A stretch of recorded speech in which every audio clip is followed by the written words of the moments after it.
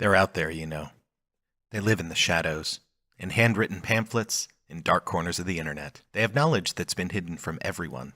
They know exactly how the world works, and what they know can be boiled down to this. Nothing, but nothing, is random. Everything that happens, every law that's passed, every cultural trend, every school shooting, every natural disaster, is part of a grand design, but you can't see it. The designers are invisible, but they rule the world from behind the scenes. Sure, you laugh it off when the theories get really wacky. You know it's easy to put together a bulletproof story when you get to make all of it up. But still, strange things are happening in the world all the time, and there are smart people who think that many of those mysterious events are connected. And if you follow the trail these researchers provide, if you read their books and watch their videos, they say they can prove that everything you know about the world around you is wrong. But more importantly, the reason you don't see the reality that their research has uncovered is because the conspiracy has already gotten to you. The they behind the scenes don't want you to know. They don't want you to see the world behind the world. Because if you did, then maybe you would take control, real control, of your life and start working against their plans. Now, you're not jumping on the bandwagon, but you also suspect that the very important people you see behind government podiums and news desks don't have all the answers either. So you're skeptical, but interested. And maybe sometimes, in the middle of the night, as you're trying to go to sleep, you might wonder to yourself, what if those other guys are right? What if the world really is run by one big series of interlocking conspiracies? Well, I don't have all the answers. Far from it. And I don't claim to know much for certain, but I am certain of this. The world is not simple.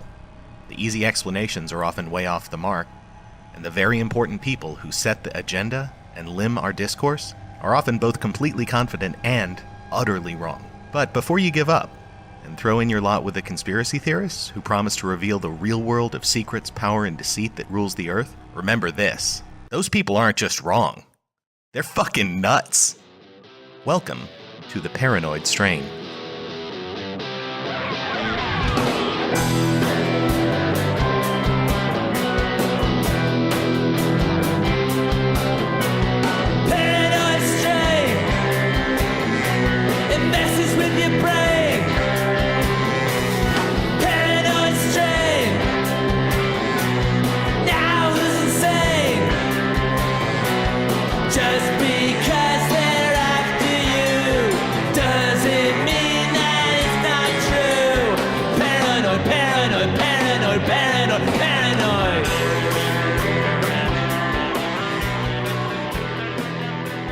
At the risk of repeating myself, welcome to the Paranoid Strain. This little venture is the result of my lifelong fascination with why people believe really weird things, how they keep on believing even when their ideas are disproved, and how they eventually start believing every crazy idea that hoves into their field of view. Finally, in some cases, those weird beliefs can reach critical mass among a whole group of people and even impact the real world. You know, where you and I live. In other words, it's a practical guide for those who are fascinated by conspiracy theorists. Now that ists is important. We're going to talk endlessly about conspiracy theories, but I got hooked on this topic because I'm just gobsmacked at the way some people can calmly, clearly state and defend perspectives that are obviously insane. I'm your host, Fearful Jesuit. It's a James Joyce reference. And yes, I'm more pleased about that fact than is probably appropriate.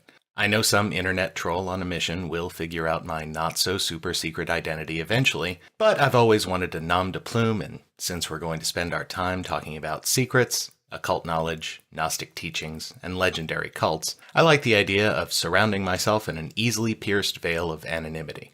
Anyway, I have an unhealthy interest in why people believe incredibly strange things. Hopefully, you do too. Regardless, in this first episode, I'm going to do my best to convince you that learning about this stuff is worth your time and, obviously, mine.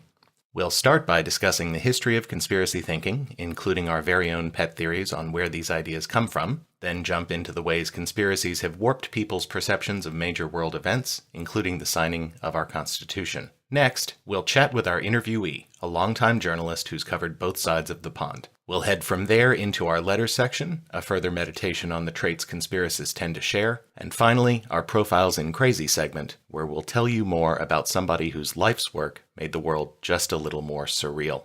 With the introductions out of the way, I invite you to stick around and see just how weird things can get.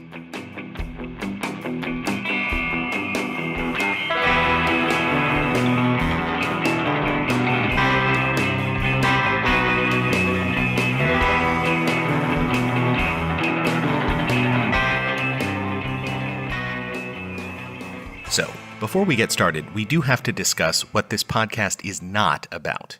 We're not going after mainstream beliefs. I'm sorry, that's just how it is. I guarantee that every one of you has plenty of ideas that other sensible people think are weird. Your religion or political party or just your opinion on how many cats is too many. The answer to that last one is 4. More controversially, we're not going after a number of issues that pit demonstrable reality against firmly held beliefs. I'm looking at you, climate change deniers, and you, anti-GMO activists. In both of these, and many other cases, there are a small number of actual experts who would argue the counterpoint. So, for the record, humans are causing climate change, and there's no evidence that GMOs are bad for you. But that's the last you're going to hear on these topics. So, that's what this podcast is not about. If you believe liberals are moonbats, or conservatives are wingnuts, or people who eat mayonnaise on french fries are Nazis, you'll find the internet is filled with oodles of material created by like-thinking individuals. Go forth, subscribe elsewhere, and have your opinions reinforced. Now, with both extremes of the political spectrum mad at me, I can move on. Instead, this podcast is aimed at anyone who's ever been chatting up someone attractive at a bar only to hear something like, "Of course you know, I never trusted anything the government says since it's been taken over by the Zionist occupation." I'd put one of those record scratch sound effects in here, but we're better than that, aren't we? Anyway, this is the point where you realize that your plans for this person have shifted from, "Hey, baby," to, "Come on over." We're here to help you understand both where those ideas come from and how otherwise sensible people come to embrace them. So, I can't be the only person this happens to, right? Just a few months ago, I found myself hanging out by a pool, having a nice conversation that suddenly veered into Weirdsville because one of my companions revealed that she, like far too many of our fellow Americans, did not believe that 9/11 was perpetrated by the 19 hijackers and their support network. I was flustered for a moment. I admit, though, that in the months leading up to this project, I've come to treasure these conversations as good podcast fodder. I began to, I thought, calmly and rationally explain to her why I believed that her views were, I'm having trouble finding the right word. Dumb. My explanation didn't have the desired effect. Instead, she got more agitated, felt backed into a rhetorical corner, and eventually snarled, "Next you're going to tell me you believe we really went to the moon." Well, yeah. But just like the 6 times that we actually did, her attitude, previously hostile, became, I don't know, rapid? A friend with a better handle on good party etiquette and less rhetorical skin in the conspiracy game changed the subject before things could get any worse. But it's not just light party banter with the fetching, inebriated, and deluded you have to be on the lookout for. These days, even sensible-seeming books, websites, or other sources can suddenly take a sharp turn into territory that's both batshit crazy insane and expansive, well-documented, and supported by a variety of other like-minded researchers. Anyway, I run into this kind of thing a lot, and I'm not talking about the folks who harbor some sense that we still don't know everything about the assassination of Kennedy. We don't. Or even those who suspect there may have been another shooter. There wasn't. Instead, we're trying to understand why so many folks out there believe there's unassailable proof that Kennedy was killed to cover up the truth about UFOs. I'm assuming that some of you think that I made that idea up, so please, pause this and just Google the words JFK assassination, aliens. I'll wait.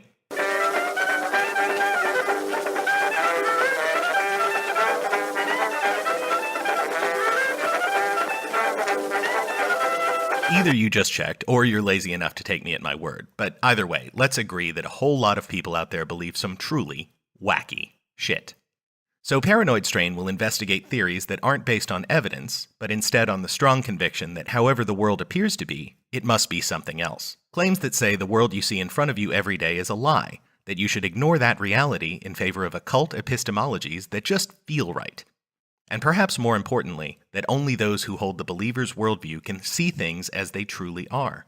This is the idea that unifies those who believe that taxes are a giant conspiracy that no one actually has to pay, and those who believe that Earth is headed for a cataclysm caused by an unseen 10th planet. Fine. 9th planet, Dr. Tyson. That 9/11 was an inside job, and that evolution is faked by a global cabal of scientists in the grip of Satan. This is how you build a worldview that creates its own evidence, and why those who believe are so amazed that nobody accepts their evidence except others who have taken the plunge. This is how you rise above the sheeple. This, my friends, is how you truly, sometimes fatally, drink the Kool-Aid.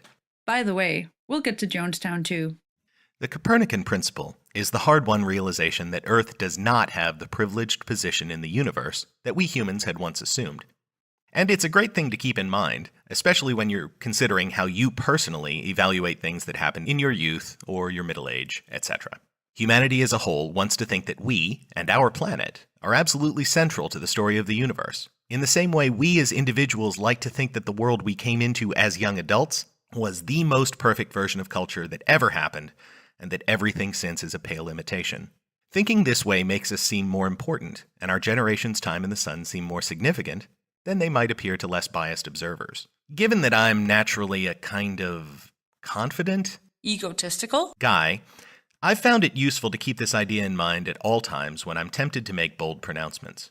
Take, for example, the age-old whinge. Why are kids, or music, or movies, or politics, or anything else so horrible these days? By reading the Copernican principle and applying it here, we can see that the most likely answer is, They're not. on balance, they're basically the same as they were when you were younger. But since your frame of reference was set during your youth, you'll tend to notice the worse aspects and overlook the better. And of course, you'll tend to remember the culture of your youth with rose-tinted glasses. This is a widely known failing of the middle-aged and older, and since joining that club, I've really tried to keep it in mind. Now, that was kind of a long way to go to introduce a concept that I'm promptly going to ignore in the next sentence. But, granting the Copernican principle, doesn't it still seem like maybe the average person these days is more skeptical about a greater number of topics than might have been true in, say, the 1950s or the early 1960s? Specifically, I'm suggesting that more people in today's culture disbelieve even conclusive answers delivered by credible experts on everything from economics to vaccinations. Sure, given everything from the Gulf of Tonkin to the recent Volkswagen Dieselgate, they have plenty of good reason to doubt, but there's a big difference between healthy skepticism of the official story, which has been used to uncover everything from the Catholic abuse scandal to Iran-Contra to football's concussion crisis, and then just assuming that everything is a conspiracy or cover-up, even when there's absolutely no good evidence, like the idea of a fake moon landing. The latter isn't really skepticism. It's just reflexively rejecting a clear logical answer, as if the answer is unbelievable simply because it's endorsed by experts or because it's simple and clear. Again, I acknowledge that this shift, this increase in unwarranted skepticism, would be hard to prove, and maybe you're not with me, but I'm still going to attempt an explanation. I think this tendency is a modern mutation of a much older way of seeing the world. The average person in pre-scientific times did, after all, firmly believe that unseen forces were behind everything, and that many random chance events were caused by mysterious shadowy figures. It's just that in those days, unseen forces and shadowy figures meant the supernatural. Nearly everyone believed in a large and varied spirit world that regularly interacted with everyday human life. Whether the cause was deities or demons or ghosts or leprechauns, anything inexplicable or mystifying or simply odd was in a sense explicable, clear, and banal. The spirits did it, or the gods, or pixies. And for literally thousands of years of our history, that answer was good enough. Then, science comes along and throws everything into a kerfuffle. Suddenly, we could explain the diversity of life and accurately predict the periods of comets. Scientific reality began pushing the supernatural to the periphery, but then something weird happened. Some people uncomfortable with the various aspects of the new modern world that science had helped to create began using the tools, skepticism and imaginative leaps, of science to question even well-supported scientific conclusions. These people's creeping sense of dislocation and dread began to metastasize into a web of complex, paranoid conspiracy theories. On the other hand, he could be full of shit. Okay, yes, that is a possibility, but it's also kind of mean. Ouch. Anyway, we'll tackle questions like these with some regularity, and we'll approach them from a variety of viewpoints in future episodes. But for now, let's try to figure out what has historically made these beliefs so compelling to so many of our friends and neighbors.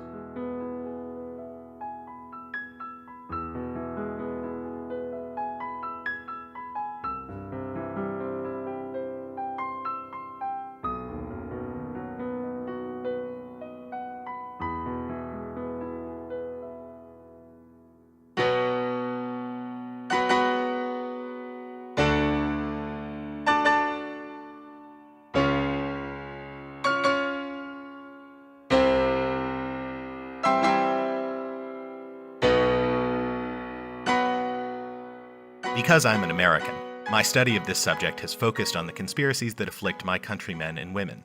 But, let's face it, mostly men. So for the most part, American craziness will tend to dominate this and future episodes. But it is worth briefly noting that perhaps the single most important event in creating the modern conspiracy theorist mindset was the French Revolution. In his marvelous book Conspiracy, historian Daniel Pipes notes that event had a profound role in the development of conspiracism. But that ironically, conspiracism acquired currency as a political idea just as it became less plausible as an effective policy tool. Prior to the French Revolution, when small numbers of individuals dominated society, plots were not difficult to execute. But ideology and mass participation made them far less likely, and the onset of market forces further reduced their potential. In this way, the French Revolution had the curious effect of undermining the suppositions behind conspiracism, even as it turned conspiracism into a political force. In other words, when kings and their courts controlled the levers of power, conspiracies and intrigues could truly change the world. But the revolution started spreading that power to more people and new institutions, from political parties to government bureaucracy. With power diffused in this way, conspiracies couldn't be as effective as they had once been. Of course, for all of its high ideals, the revolution almost immediately turned paranoid itself, seeing hidden plots and counter-revolutionaries everywhere. The same sort of things the king and his court had previously obsessed over. And so, in the most literal sense, heads started to roll. In any case, the conspiracy-minded thinking that afflicted the French in the Revolutionary period was matched by similar suspicions across the pond. Jesse Walker, in his book The United States of Paranoia, briefly sketches the way that the early days looked from the point of view of the Anti-Federalists, one of the two key political constituencies of the newly minted United States. These were basically the guys who carried a torch for Thomas Jefferson, and not coincidentally, were considered the losers coming out of the Constitutional Convention. Quote, After the Americans defeated the puppet masters in London, they had to contend with the like-minded marionneteers at home. A cabal of nationalists were dissatisfied with the young country's constitution, called the Articles of Confederation, with its limits on the central government's powers. They wanted to bring the country under more centralized control, replicating the old order in the now independent United States. Then, in 1787, they persuaded 12 of the 13 states to hold a constitutional convention. In theory, the conclave was merely going to propose some revisions to the articles. Behind closed doors, the delegates ignored their assignment and instead set to work, replacing the articles with an entirely new constitution, one that would concentrate far more power in the national government. Running roughshod over normal legal procedures, the conspirators rammed through the constitution in what amounted to an illegal coup d'etat. Okay, so remember, that monstrous betrayal we just heard about, that conspiracy of lies, that's the way that maybe half of the political class of the new United States viewed the creation of the frigging Constitution. You know, with a capital C, the symbol of America that modern conspiracists think we need to get back to, the thing they believe their enemies are out to destroy. Obviously, conspiracist thinking has been with us since the beginning, but it was only in the early 1960s that the flavor of crazy that currently afflicts us began to emerge fully formed. And the canary who warned us all about the effluent in this particular coal mine was Professor Richard Hofstadter. By mid-century, one-time fringe beliefs and conspiratorial thinking were roiling up from the depths of the American psyche and threatening to undo what at that time was considered the broad liberal consensus of the country. From the John Birch Society to the McCarthy hearings, the consensus began to unravel, breeding distrust of the government and even one's fellow citizens. By the late 60s, the hippies and other radicals were fomenting conspiracies from the left, delivering wild theories about each of the decade's lone gunman assassinations, building insular and suspicious cults, and generally acting exactly the way you'd expect a bunch of idealistic young people to do after engaging in a decade-long drug binge. Hofstadter, one of America's foremost political scientists and historians, in early 1964 published a forward-thinking and influential essay called The Paranoid Style in American Politics. That title might sound familiar. Paranoid strain, it messes with your brain. In any case, Hofstadter does a brilliant job of examining the paranoiac origins of the country to help his concerned contemporaries see where the latest craziness was coming from. Beginning with the colonial period's frets about Masons and taking into account the 19th century's rampant anti-Catholicism, he demonstrates that Americans have a long, glorious history of fearing the hell out of their fellow citizens. But while earlier movements focused on enemies who were supposedly anti-American, Like those villainous Masons and Catholics, Hofstadter identified an important post-war difference. Quote, The spokesmen of those earlier movements felt that they stood for causes and personal types that were still in possession of their country, that they were fending off threats to a still established way of life. But the modern right wing feels dispossessed. America has largely been taken away from them and their kind, though they are determined to try to repossess it and to prevent the final destructive act of subversion. The old American virtues have already been eaten away by cosmopolitans and intellectuals. The old competitive capitalism has been gradually undermined by socialistic and communistic schemers. The old national security and independence have been destroyed by treasonous plots. Their predecessors had discovered conspiracies. The modern radical right finds conspiracy to be betrayal from on high. You can expect to hear a lot more from that guy's essay in the coming months. And in fact, a little later on in this show. Regardless, that's what makes so much of what we'll cover in this series so compelling, so funny, and often so sad. Many of the most ardent modern believers in conspiracy theories are in fact the disenfranchised. And when they misdirect their anger and doubt into fruitless, mind-bending, paranoid ranting, they waste time they could spend working to redress the actual grievances that affect them and their families. While Hofstadter is focused specifically on the right wing's Birchers and other reactionaries, the modern paranoia is not limited by a place on the political spectrum. Hofstadter was undoubtedly a man of the center-left, so I'll leave it to Philip Jenkins, writing in The American Conservative, to highlight similar tendencies that the left evinced recently, especially during the George W. Bush presidential administration. Quote, We find persistent claims about administration and CIA control of cocaine trafficking designed to undermine urban black political power, and then the 9/11 Truther movement. Under George W. Bush, recurrent shrieks warned that the nation stood on the verge of a theocratic takeover by ruthless fundamentalists and presumably funded by the Koch brothers and Halliburton Corporation and armed by Blackwater. And really, he's right. Every major convulsive event these days is immediately declared a false flag operation by someone on the paranoid fringe, or it's linked to other seemingly unconnected events as part of an ever-expanding indictment of the mainstream understanding of the world. Radicals are as susceptible to these ideas as reactionaries. In fact, they're increasingly hard to tell apart when it comes to pure paranoia. In the end, then, this is not truly a partisan malaise. It afflicts thinking on both sides of the political spectrum. Though, to be fair, much of the most prominent, really delicious crazy in recent years has come from the fringes of the right. But my conservative friends, should we find ourselves in an extended period in the fever swamps of militia and other fundamentally right-wing movements, please be patient. I guarantee we will soon be back to bashing left-wing crazies as well. So, in the coming months and years, we will endeavor to sound the depths of all major rivers and the smaller tributaries of conspiracy thinking that you might encounter in your personal life, or at the workplace, or God help us, on the internet. We'll tackle a number of quite serious topics, but we're going to get to some really silly stuff as well. I encourage listeners to write in with questions and suggestions for other topics, as well as corrections and clarifications. And we encourage you to record yourself reading your clips as audio so that we can include you directly on the podcast. Please send these emails and audio clips, along with the pseudonym that you'd like me to use for you on the air, to theparanoidstrain, no spaces, @gmail.com.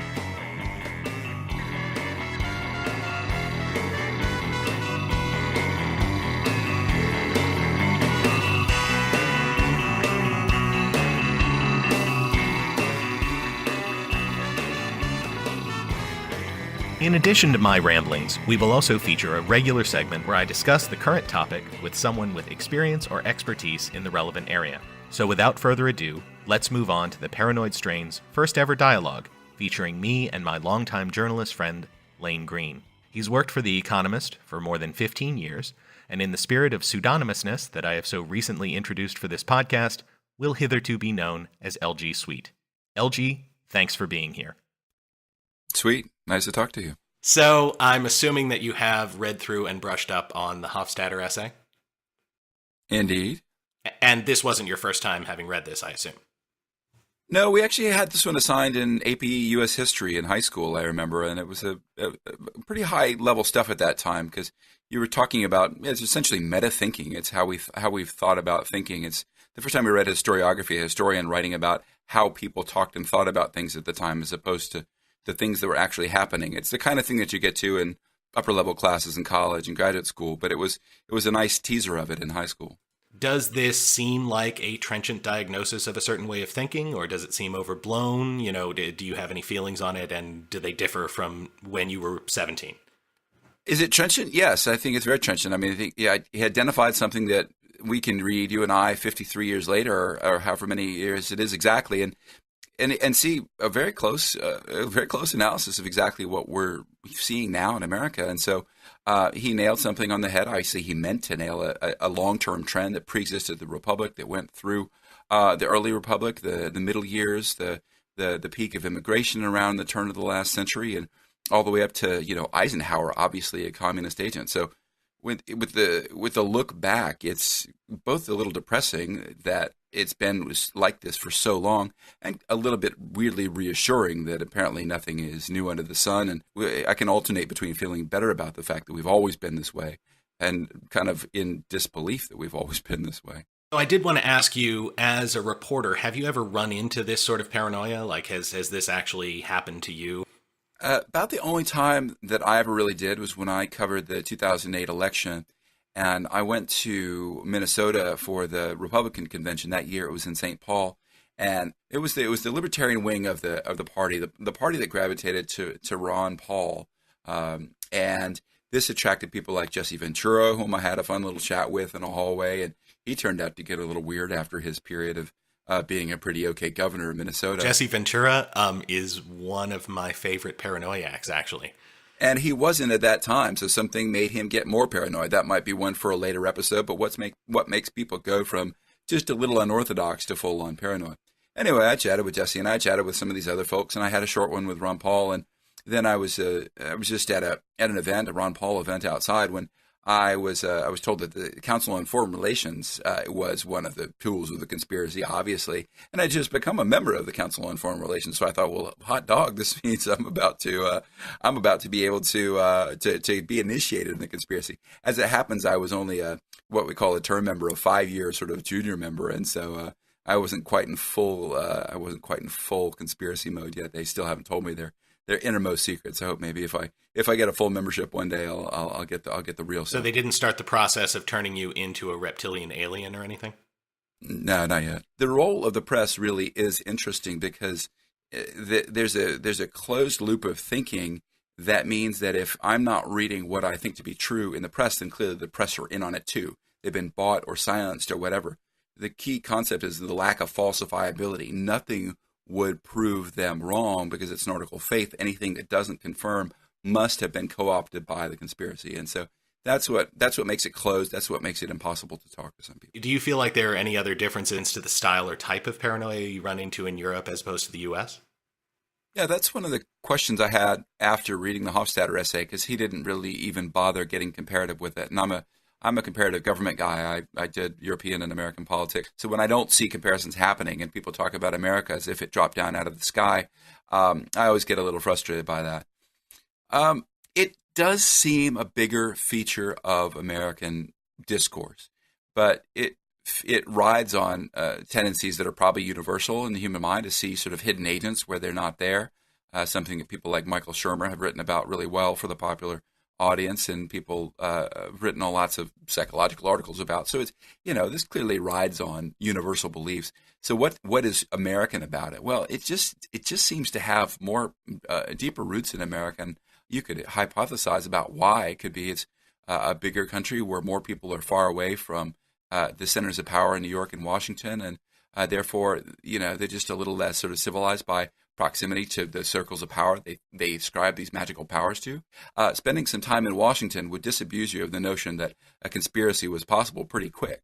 If you live 1,000, 2,000 miles away from Washington, you might be able to describe practically magical powers to these people that you know to be fallible human beings if you've ever worked inside the government. I did send you a link to an article that I thought was really interesting. I'm just going to read a little excerpt that was quoted on Vox. He's a Republican. He's on the House Committee on Intelligence, so he gets a lot of mail from his constituents regardless. And I'm quoting, the biggest change he's seen since he arrived in Congress in 2002 is the rise of online media outlets and for-profit groups that spread what he views as bad, sometimes false information, which House members then feel obliged to address.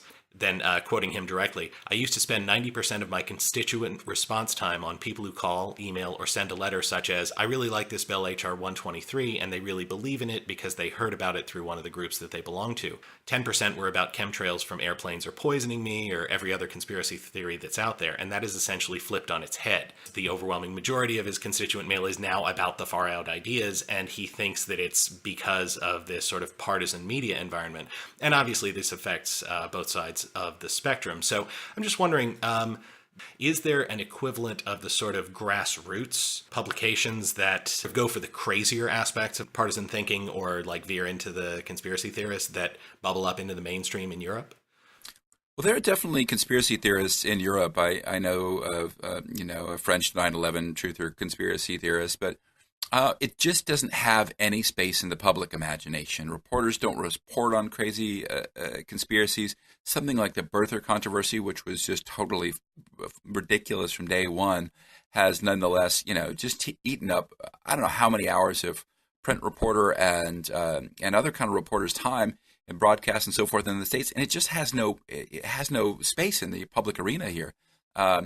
If somebody had a weird theory about David Cameron's origins, it would only be publicized to mock it. It wouldn't get a reporter to say, well, on the one hand, we talked to this crazy, and on the other hand, we talked to somebody responsible. And that American reporter's bad habit of assuming that the truth is somewhere more or less halfway in between the two poles. So it's just not a feature here. In fact, Europeans are fairly obsessed by Americans' habit of doing this. But is that something that they just teach in American journalism schools, or is it just an article of faith at the editorial level, or what causes things like this to actually get a hearing? Is it just eyeballs? I mean, is it just a cynical sort of grab for readership?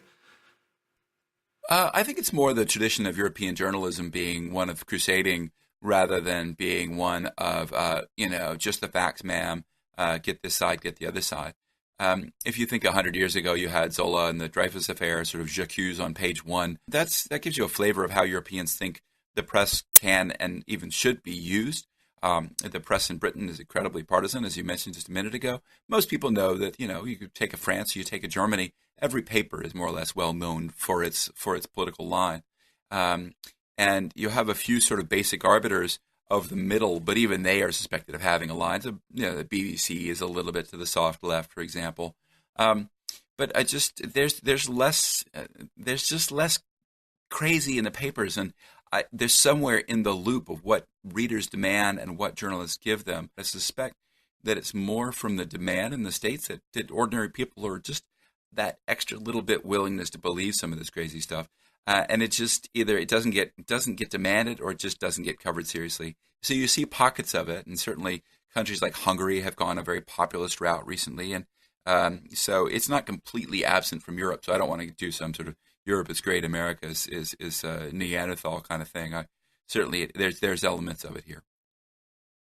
Yeah. So how do you sniff out bullshit in your career as a reporter? Like, obviously, that's a very important part of the job. What do you do? Like, what are some sort of go-to ideas for making sure that the things that you're going to be reporting on or the ideas that are being conveyed to you are genuine?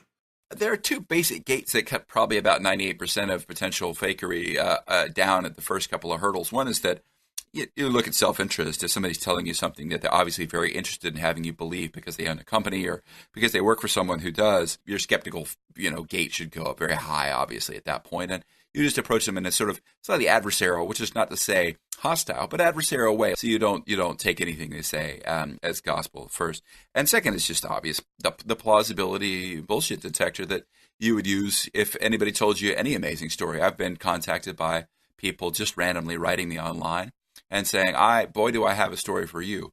And usually my response is like, why me? And it usually becomes obvious pretty quickly that they've tried hundreds of reporters, and they're just working their way down a long list once they've gotten to me, because you might think people think, if I get this as an economist, then it'll really get believed, and so it does attract a few crazies.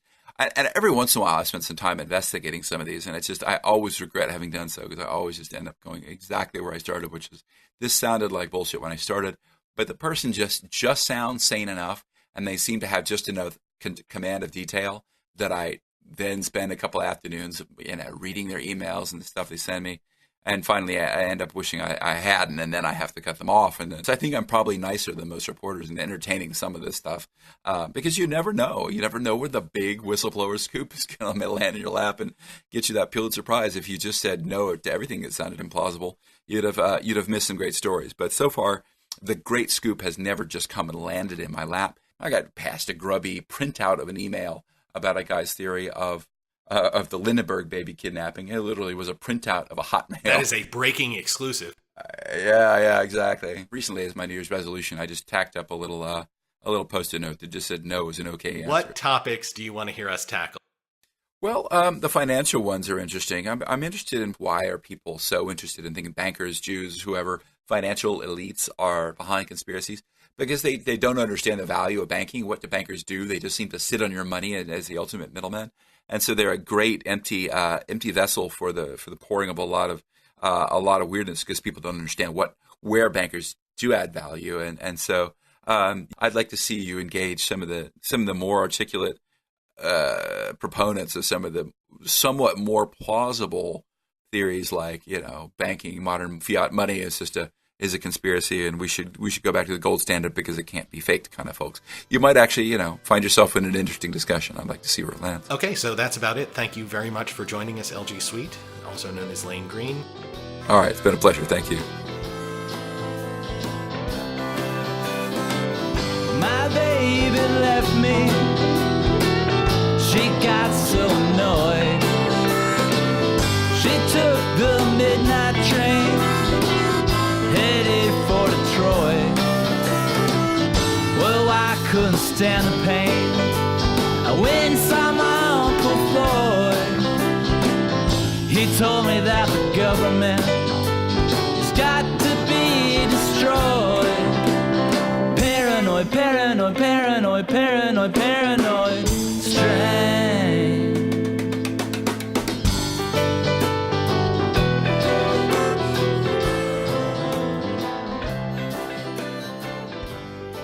Given that this is our inaugural episode, and that I still want to present as full as possible a representation of what complete episodes will look like once every single one of you begins writing to us on a weekly basis, as we just know that you will.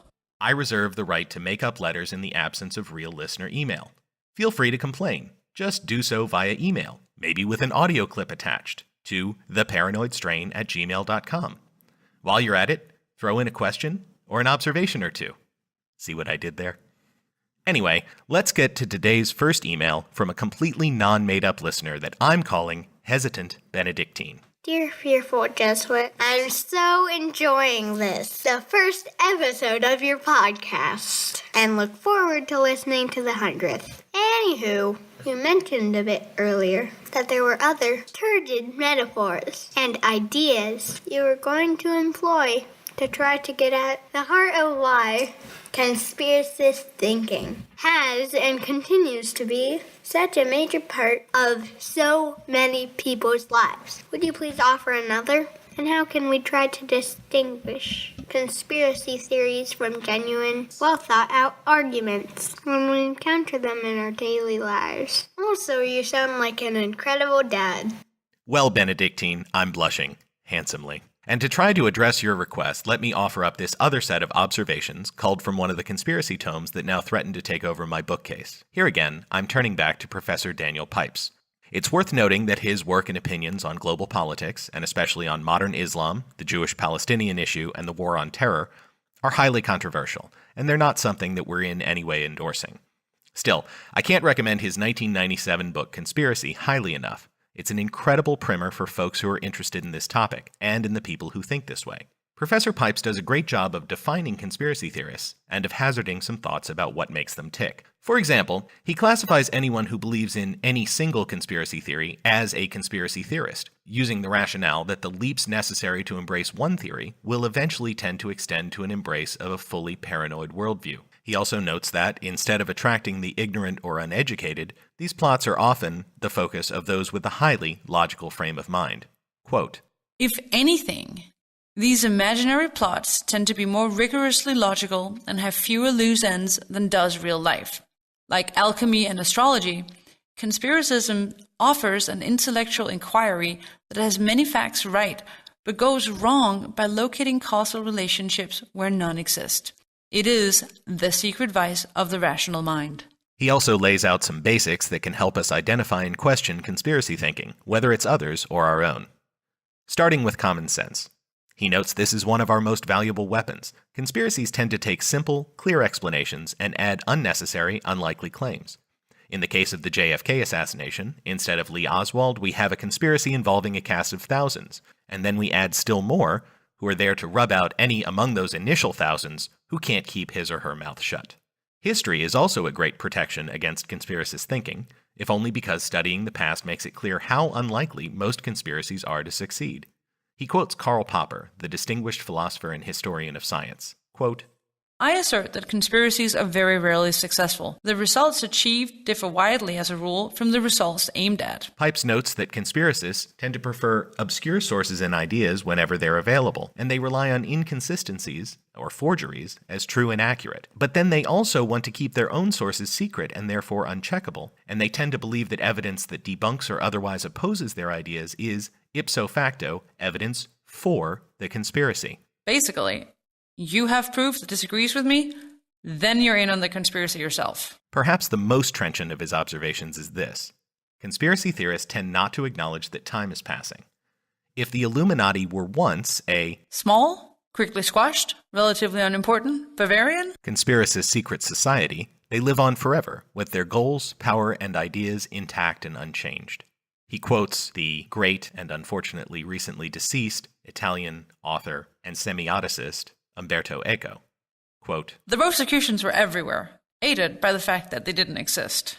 Finally, he points out that conspiracy theorists tend to agree with the following ideas, even if they don't actually acknowledge that. First, that holding power is the only thing that mankind strives for, and that therefore power-seeking conspiracies are the primary drivers of history.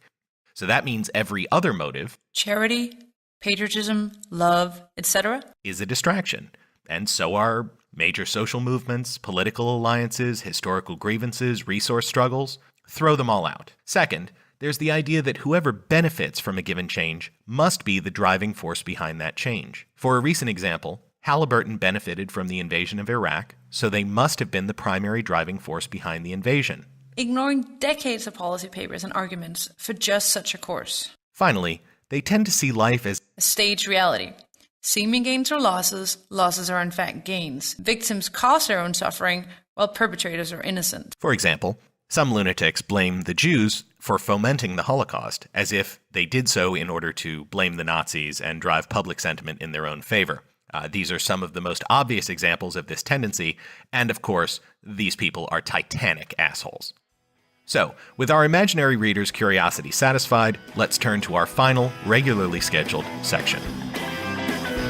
Am I paranoid? Little paranoid strain. Am I paranoid? Little paranoid strain.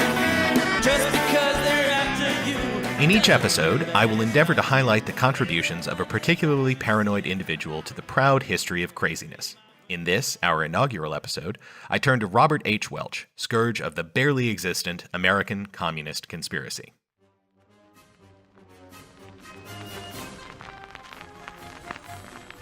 And now, ladies and gentlemen, from the four corners of our great land, we present this episode of Profiles in Crazy.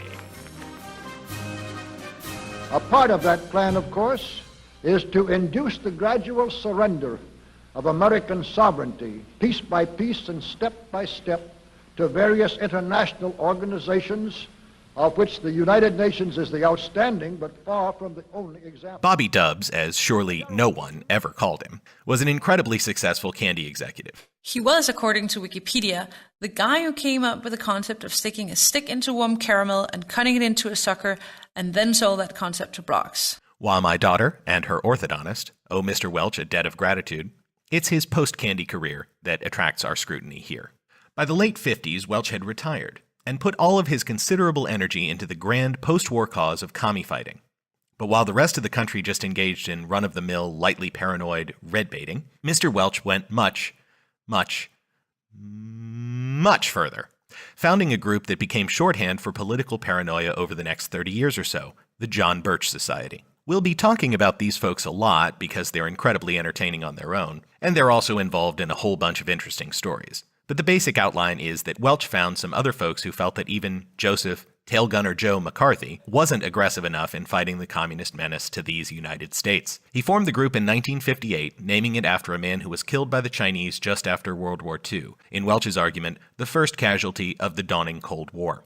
From there, Welch went on to become the embodiment of the most extreme forms of anti-communism and, more generally, opposition to all major international institutions. His greatest hits include being called an extremist by William F. Buckley, publisher of the, for its time, highly conservative National Review, accusing President Dwight D. Eisenhower, moderate Republican and war hero, of being a conscious agent of the communist conspiracy. That's a quote. Eventually moving beyond simple anti-communism to fighting what he saw as a much larger enemy, involving the Bilderbergers, the Rothschilds, the Trilateral Commission, and all of the other greatest hits of conspiracist thinking that we will encounter over and over and over again.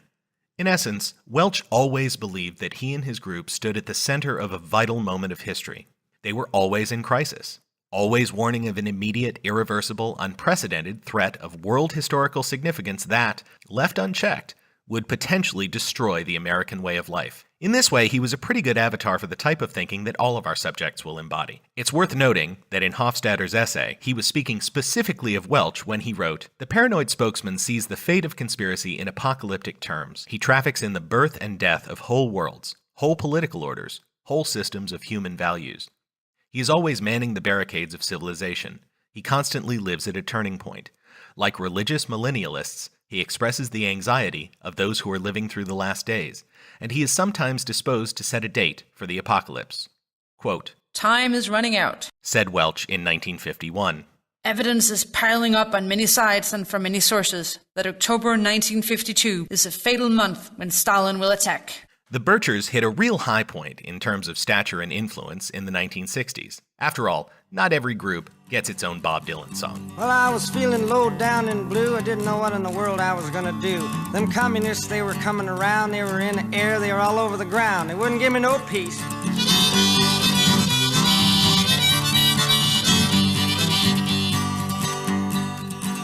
Well, I run down most hurriedly and joined the John Birch Society. Got me a secret membership card, started walking off down the road. Oh boy, I'm a real John Bircher now. Look out, you commies. But by the time Welch died in 1985, the Birchers were kind of an out-of-date punchline. Shorthand for kookiness, but not much of a going concern. However, their continuing impact can still be felt, even today. Benignly, through the much broader acceptance of their ethos of limited government in modern political discussions, and less benignly, but much more importantly, of course, through the sheer vitality and reach of their paranoid strain. This has been The Paranoid Strain. Follow us on Twitter at The Paranoid Strain. Email us at theparanoidstrain@gmail.com and visit on the web at theparanoidstrain.com. Please be sure to rate and review us on iTunes as it helps other people find the show. Special thanks to our interviewee, the intrepid Lane Green, aka LG Sweet. We're grateful for the musical stylings of Daniel Arizona and the Paranoid Strain Orchestra, and indebted to the dulcet Northern European interjections of Ms. Dana Unicorn. Final mixing assistance comes from Big Mucho. Downtown Abbey is our web designer, and Willem UFO makes the pretty pictures. I'm Fearful Jesuit. Thanks for listening. Next episode is a deep dive into the mother of all conspiracy documents. Until then, remember, the world is chaotic, but it's not out to get you. At least, not you specifically.